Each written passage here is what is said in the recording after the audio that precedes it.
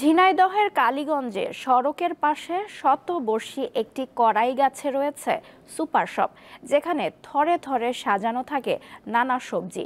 কাগজে লেখা থাকে প্রতিটির দাম। ব্যতিক্রমী এই সবজির দোকানটি এরই মধ্যে নজর কেড়েছে সবার। সড়কের পাশেই শতবর্ষী কড়াই গাছ, সেই গাছের সাথেই গড়ে তোলা হয়েছে ব্যতিক্রমী সবজির দোকান।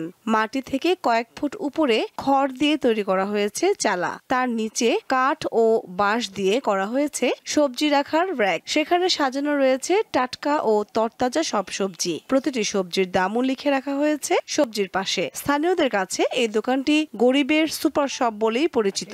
এটাই একটা সবথেকে আশ্চর্যজনক ব্যাপার, একটা গাছের সাথে যে এই ধরনের একটা পরিবেশ সৃষ্টি করে একটা ছোটখাটো একটা শপিং মল তৈরি করে ফেলা কাঁচামালের, এটা আসলে আমাকে ভাবান্বিত করে। এই দোকানটা ভালো ভালো জিনিস বিক্রি করে, বাজার মূল্যেই পাওয়া যায়। আমাদের বড় বাজারে যাওয়া লাগে না, বড় বাজারে যে দাম সেটা এখানে পাওয়া যায়, ফ্রেশ পাওয়া যায়।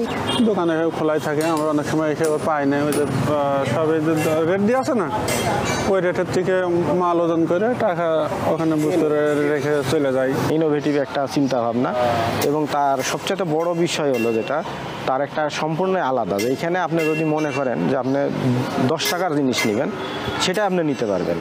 এটার কারণ হলো প্রত্যেকটা দেখেন, প্রত্যেকটাতে আপনার মূল্য তালিকা দেওয়া আছে। আমরা এই দোকান থেকে কেনাকাটা করি। এটা হচ্ছে একটা ব্যতিক্রম ধর্মের একটা দোকান।